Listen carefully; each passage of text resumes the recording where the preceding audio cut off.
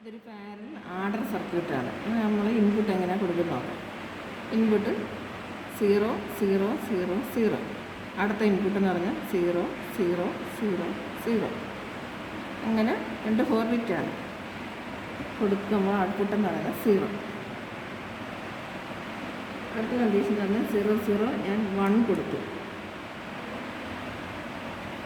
അടുത്ത ഇൻപുട്ട് 0 ആണേ. 1 കൊടുത്തു, ഒരു 0 കൊടുത്തു. ഔട്ട്പുട്ട് എന്ത് വന്ന് 0 0 1. അടുത്ത കണ്ടീഷൻ 0 0 1 കൊടുത്തു. അടുത്തത് 0 0 1.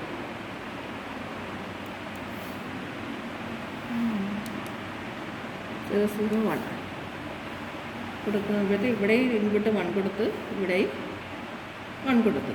അന്നേരമുള്ള ഔട്ട്പുട്ട് എന്ന് പറഞ്ഞാൽ 0 0 1 0 2 കിട്ടി. 1 1 2 കിട്ടി.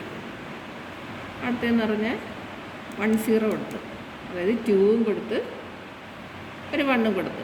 0 0 1 0. അപ്പോഴുള്ള ഔട്ട്പുട്ട് 3. രണ്ടും 3 കൊടുക്കണം.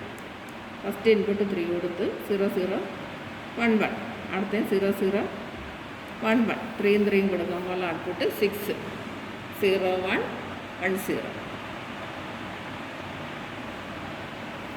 അടുത്ത നമുക്ക് 4 കൊടുക്കും. 4ഉം 3ഉം കൂടെ കൊടുക്കും. 4ഉം 4ഉം കൂടെ കൊടുക്കും.